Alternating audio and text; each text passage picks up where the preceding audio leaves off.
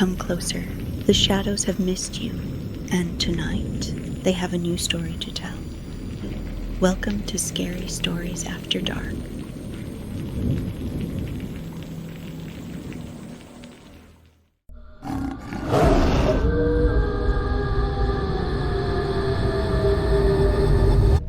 The impact was the first thing he remembered. A white smear of headlights, Giles's voice yelling something sharp, Lynn's hand grabbing the dashboard. Then the world tipped sideways and filled with metal screams and shattering glass. He came back to himself in pieces. Cold air on his face, the sour stink of gasoline, a low ticking from the engine as it slowly died. He was upside down. For a moment he lay there, hanging from the seatbelt, listening. His brain tried to decide what hurt most. His ribs pulsed, his head throbbed, something warm crawled down his temple and into his eye. He blinked it away. Dark trees loomed beyond the shattered windshield, tall and thin, like they'd pressed in close to watch. Fog swam between the trunks, dull silver in the weak moonlight. The road was gone, just dirt. Ditch, black distance. Giles, he rasped. The name came out wrong, torn in half. No answer.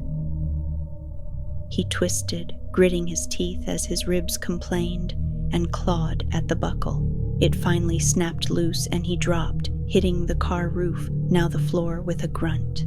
Broken glass crunched under his palms. Lynn. Silence. His breath smoked in front of his face. Every sound felt too loud in the overturned car. The soft drip of leaking fluid, the faint ticking of cooling metal, his own heartbeat wobbling in his ears. He forced the door open with his shoulder. It shrieked, then gave. Night rushed in. He crawled out into the ditch, gravel grinding into his knees through torn jeans. The car lay on its roof like a flipped beetle, headlights still burning weak cones into the trees. One of them flickered. The passenger side door hung open. No one inside. He stood slowly, swaying, and turned a slow circle. Fog swallowed the world just beyond the wreck. The forest rose on both sides of the narrow dirt road, branches bare and skeletal, clawing at the sky. Giles. Louder now, the sound vanished into the trees. Only the wind answered, a thin breath sliding through the branches. Something else moved with it, a soft, dragging whisper farther up the road, just enough to make his skin crawl tight. He wiped the blood from his eye with the back of his hand, swallowed the taste of copper, and stepped toward the sound.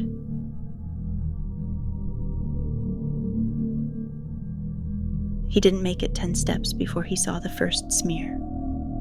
Dark, thick, dragged across the dirt in a crooked line that cut up the embankment and into the trees. The beam from the dying headlight caught it just enough to shine wet. His stomach dropped. Blood, a lot of it. He crouched beside the trail, breath shaking in his throat. The dirt was churned, like someone had kicked and clawed while being pulled. Deep marks scored the ground, not footprints, not boot treads, something wider, something that gouged. Something that moved on more than 2 limbs. His heartbeat climbed painfully into his ears. Giles. Lynn. What the hell happened? Fog swirled at his ankles as he stepped off the road and followed the blood into the trees. Branches scraped across his jacket like fingers. The woods felt denser here, the trunks packed tight, leaning close as if listening. A few yards in, something glinted in the dirt. He knelt. A silver lens from Lynn's camera, cracked straight through, blood spattered across the rim in tiny freckles. He swallowed hard and pocketed it. The drag marks veered left. Deeper, he pushed through a tangle of branches and froze when his boot nudged something soft.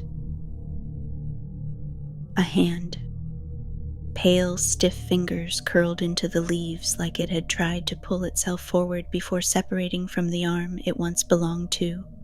A dark red ring around the wrist showed where it had been torn by force, not cut. He lurched back, breath catching. Not Giles, not Lynn. Someone else. Someone who'd been here before them. The forest shifted around him, a pressure, a kind of listening quiet that made his skin crawl. He forced himself onward. 20 more feet, and he found more pieces. A torn jacket sleeve, male, blood-soaked at the shoulder, a boot, heavy, worn, with a foot still inside. A broken phone screen coated in dirt and something darker. He wiped his hand on his jeans, fingers trembling. None of this made sense. No animal did this. Nothing dragged humans uphill through woods and left pieces scattered like breadcrumbs. Unless... A branch snapped sharply to his right. He spun. Nothing but trees. Another snap. Closer this time. Fast. His breath locked in his chest. Something was moving out there. Low, smooth, tracking him. He backed up slowly until his shoulder struck a trunk. Then, faintly, from somewhere ahead, swallowed by fog. A scream. Giles. It was Giles. And he wasn't far. He ran.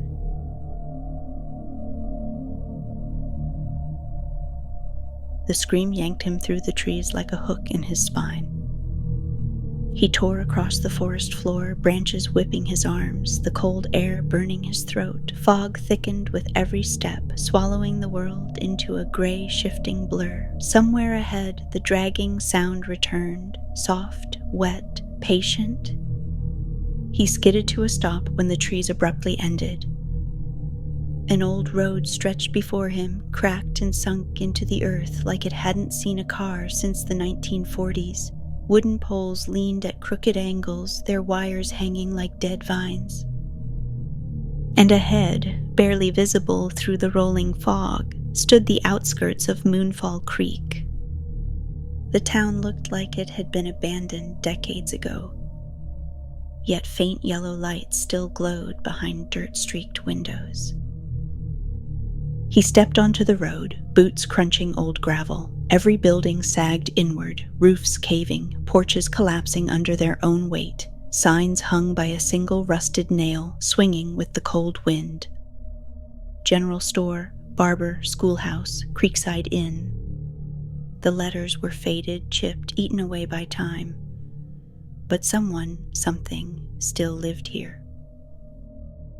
A flicker of movement pulled his eyes to the nearest house.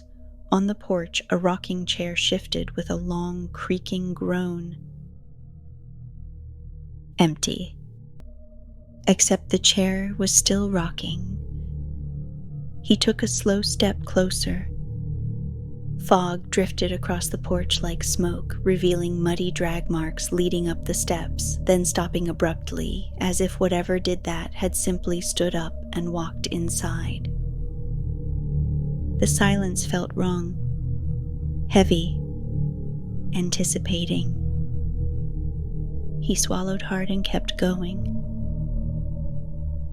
Farther down the road, a street lamp buzzed weakly, casting a sickly cone of yellow light. Beneath it lay something that made his breath hitch.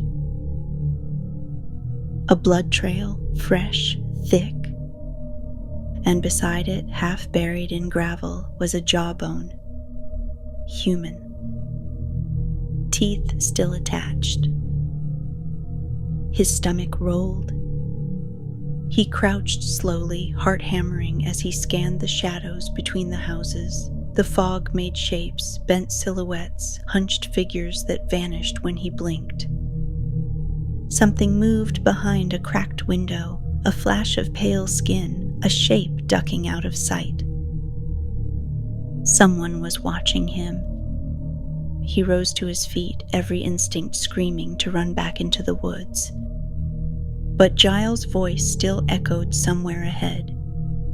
He forced himself on. As he passed an old barn, the door creaked open a few inches, just enough for a sliver of darkness to stare back at him.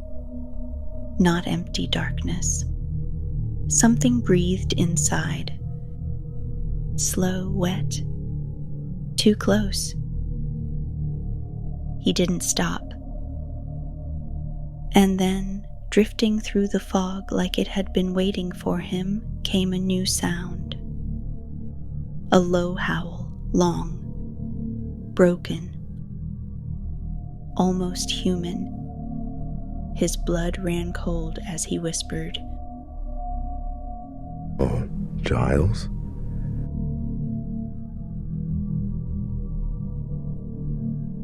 The howl faded, swallowed by the fog, but its echo hung in his bones. He followed the sound, boots crunching over broken asphalt as he eased farther into Moonfall Creek.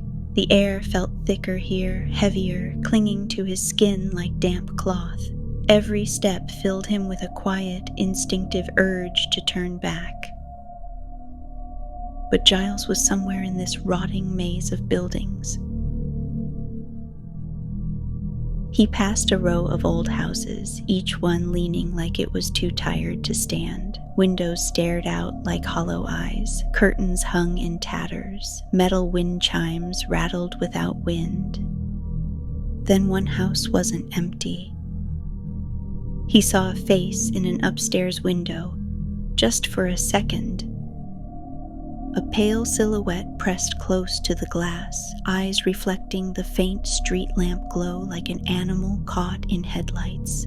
The head tilted too far, neck bending at a sharp angle. Before he could breathe, the silhouette sank backward into darkness like it had melted away. He stepped back, heart pounding. A door creaked open across the street. A man stepped out. Or, at least, something that wore a man's shape. Tall, broad shoulders, clothes torn and old-fashioned, suspenders over a blood-smudged undershirt. His skin looked stretched too tight across his jaw, cheek twitching like something underneath was shifting. He stared at the ground as if smelling the dirt. Then slowly his head snapped up. Their eyes met. The man's pupils blew wide, swallowing the color until his eyes were nothing but deep, glossy black. His lip lifted slightly, revealing teeth that were too sharp, too pointed. The man sniffed the air. Once, twice. Then he smiled. Not human, not friendly. A slow animal curl of the mouth. The reporter stumbled back. Another door opened. Then another. Shapes stepped out onto porches and into the road, men, women, silhouettes hunched or oddly stiff. Some had twisted shoulders, some dragged their knuckles across the ground, some walked upright until they didn't. Eyes glinted from every direction. Then a voice crawled out of the fog. A woman's voice, soft, fragile.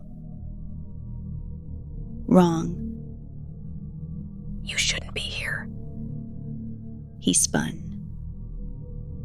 A woman stood barefoot on the porch of the barber shop, gown torn, hair matted, arms trembling like she was holding herself together by sheer will. Her eyes flickered, human one second, feral the next.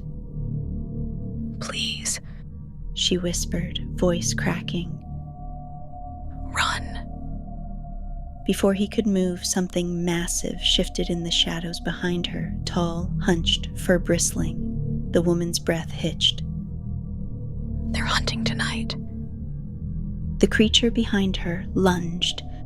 He broke into a sprint. Fog swallowed him whole. And the town woke up.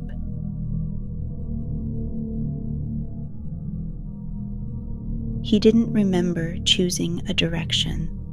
His legs just moved, tearing him down a narrow dirt path between collapsing houses, fog spinning around his ankles as the sounds behind him multiplied. Footsteps, snarls, something scraping along wood, a low, wet growl that vibrated inside his ribs. He ducked behind a leaning shed, heart pounding in his throat. The night felt alive, breathing, watching, circling him like prey. He steadied his breath, forced the panic down, and peered around the corner. Shapes moved in the street. Too many. Shadows darted from porch to porch, climbing walls, slipping between buildings like wolves hunting in coordinated silence. Then a sound cut through the chaos. A muffled cry. Weak. Human. He moved toward it before he realized he'd made the decision. The cry came from a house near the end of the street, an old school teacher's house, its sign still dangling by one rusted hinge. Curtains fluttered inside the cracked windows as though someone kept brushing past them. He pressed his back to the wall, listening. A soft whimper. Wet breathing. He pushed the door open. The hinges gave a long, miserable squeal that echoed through the empty rooms. Hello? He whispered. Silence, except for that low, broken sound in the corner. He lifted his flashlight, and his heart snapped tight in his chest. Lynn. She sat curled against the far wall, knees pulled to her chest, hair tangled and dark with sweat. Her jacket hung in tatters, one sleeve torn clean off. Her left arm trembled uncontrollably, fingers flexing like they no longer belonged to her. But her eyes lifted when his light touched her. They were still hers. Mostly. Hey, Lynn. It's me. He breathed, rushing to her side. She recoiled at first, snarling under her breath like an animal cornered. The sound froze him. Then recognition softened her expression. So you shouldn't Her voice cracked. be here. He knelt, gently touching her shoulder. She flinched, then leaned into him with a broken sound of relief. Where's Giles? What happened? She shook her head violently, teeth gritting like she was fighting something inside her. Her skin burned under his hand. Her pulse fluttered too fast. Her breath had a low growl tangled in it. They took him. Tears streaked her filthy face. I tried to stop them. I tried to run. But something... Her words collapsed into a sob, then a shudder. And then, for a heartbeat. Her pupils blew wide, her lips peeled back over teeth that were sharper than before. Her nails scraped the floorboards, splitting wood. She clamped a shaking hand over her mouth. Don't look at me. She whispered. Please, don't look. He grabbed her wrist gently. Lynn, I'm not leaving you. Her eyes flicked up, terrified, pleading. You have to. She choked. They're changing me. A heavy thud hit the outside of the house. Both of them froze. Another thud, closer this time, just beneath the window.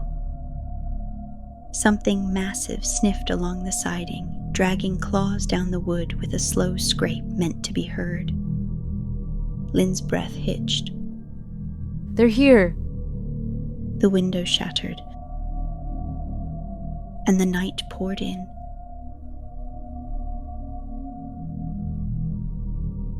They ran. He didn't think, didn't breathe. Just grabbed Lynn's trembling arm and hauled her through the broken window frame as the creature lunged behind them. Wood exploded. Nails screamed. Something snarled with a throat too deep for anything human. Fog swallowed them instantly. The back of the teacher's house opened into a field, endless, black, waving in the wind. Corn, tall as buildings, rose stretching into forever. Lynn stumbled beside him, half falling every few steps. Her breath rasped with an animal edge. Her nails had torn through her own sleeves, leaving streaks of blood.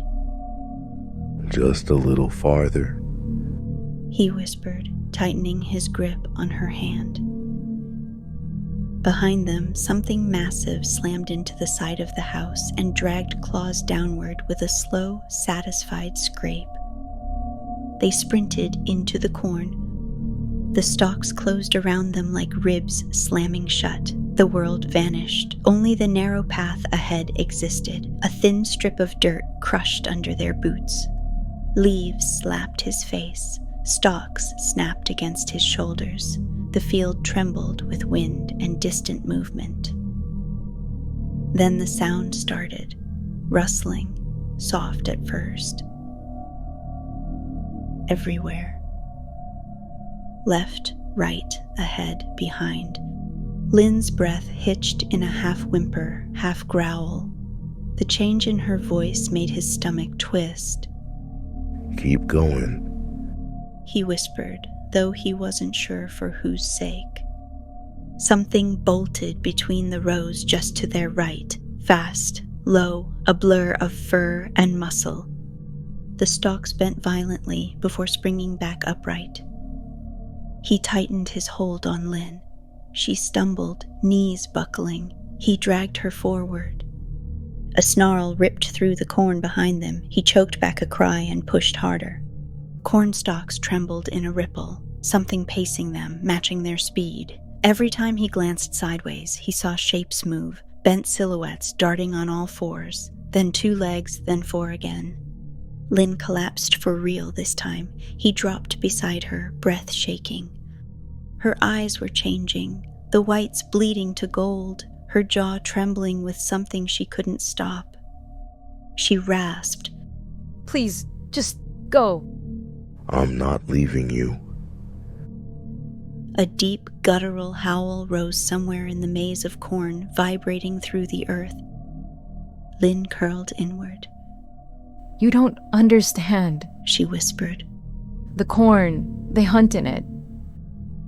He pulled her up again, but it was too late. Something moved across the row ahead, tall, hunched, framed by moonlight. Its breath steamed through the stalks, slow and deliberate, testing the air. Then another shape appeared. Then a third, closing in. The cornfield wasn't a hiding place. It was an ambush. Run. Lynn snapped, her voice almost not human. He didn't hesitate. They bolted as 3 figures burst through the stalks, snarling like they'd been waiting for this exact moment. The corn came alive. And Moonfall Creek's hunters followed.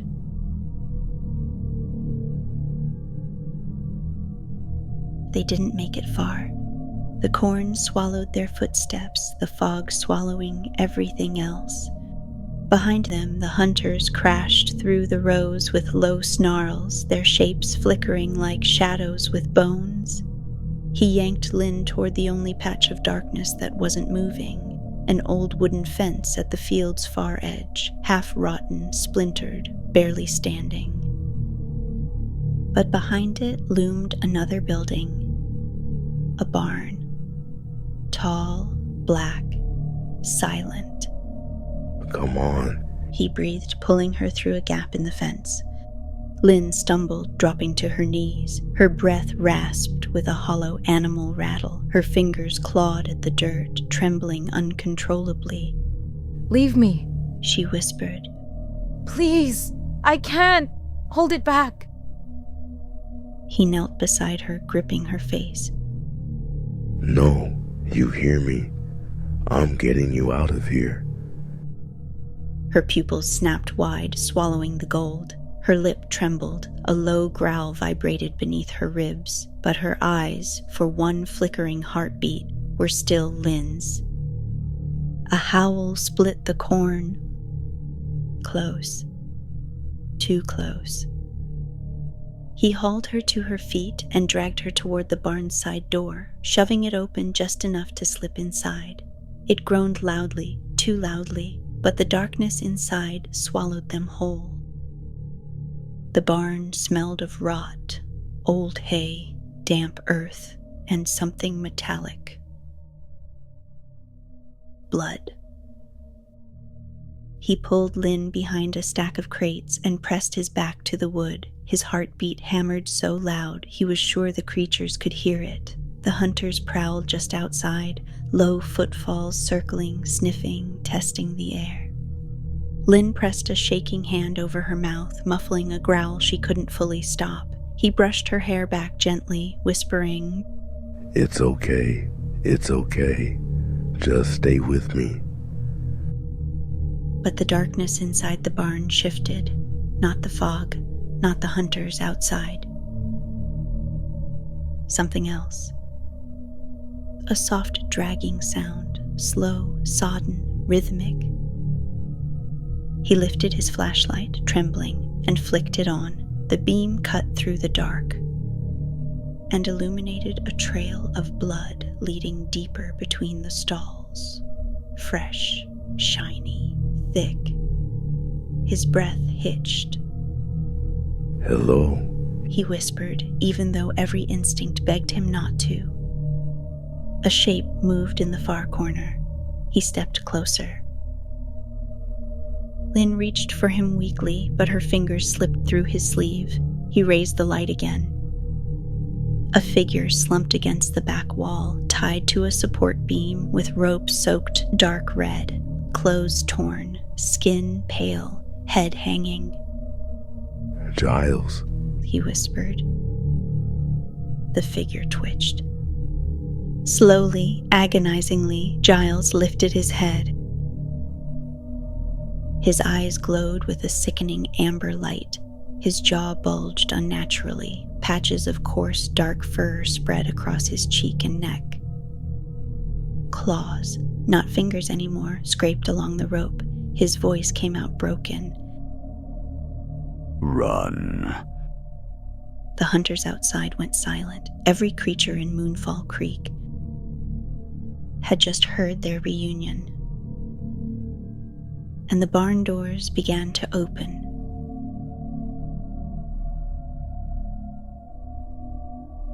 Giles's warning barely escaped his throat before something slammed against the barn doors. The wood shuddered, dust rained from the rafters. Lynn whimpered beside him, a sound half human, half feral. Another impact, harder. The doors buckled. He grabbed Lynn's arm, pulling her back behind a stall as Giles strained against his ropes. His claws tore at them, shredding fibers as blood dripped down his wrists. Leave us! Giles rasped, jaw splitting slightly with each word.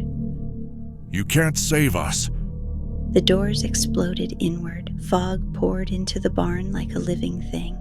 Shadows followed, hulking, snarling silhouettes on 2 legs, then 4, then 2 again. Their eyes glowed ember orange in the dark, like coals breathed back to life. One stepped forward, taller than any man, bones cracking as it straightened, fur rippling beneath torn skin. Its face still almost human. Almost. It sniffed the air, long, slow, and turned its gaze toward him.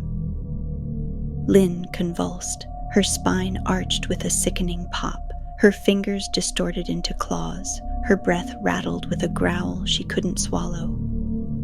He wrapped his arms around her, whispering her name, but she pushed him away with sudden, terrifying strength. Run! She snarled, a voice mangled between woman and beast. He stumbled back, but it was already too late. Two creatures leapt for him, snarling. He ducked behind a support beam as claws sliced through the wood inches from his face. Splinters flew. A third beast circled behind him, breath steaming, jaws widening. Giles roared, not human, not fully monster, and hurled himself forward. The rope snapped with a wet rip. He collided with one of the creatures, slamming it into the wall with bone-shattering force. But another lunged at him, and another. Giles vanished under a pile of fur and teeth. Lynn staggered toward him, trembling violently. Her pupils were wide pits of gold, her jaw distended, her teeth too long, too many. She fought it. God, she fought it. But the change was overtaking her. Her gaze snapped to him, pleading, terrified, feral. No, He whispered, backing up. Lynn, it's me. Stay with me. Stay. Something grabbed him from behind. Claws sank deep into his shoulder. He screamed as he was wrenched backward, lifted off his feet, slammed onto the hay-strewn floor. His vision exploded with white. A massive shadow loomed over him, hot breath hitting his face in ragged bursts. Teeth brushed his skin, not biting. Not yet. Tasting. Claiming. He thrashed, kicking, clawing at the ground, but the creature pinned him easily, claws pressing into his ribs. Its jaws opened and sank into his shoulder. The world snapped into darkness. His body convulsed, fire racing through his bloodstream, searing every nerve. His scream choked off into a strangled cry as his vision blurred, twisting, doubling. The creatures around him paused, watching, waiting. Lynn collapsed beside him, trembling violently, her own transformation accelerating as if triggered by his. Her voice came out a tortured whisper. They don't kill you. Not if you're chosen. The leader of the pack leaned close, breath hot and rancid, its eyes locking onto his. And in a voice halfway between man and monster, it growled, Welcome home. The barn went silent, the pack closed in, and the night swallowed everything.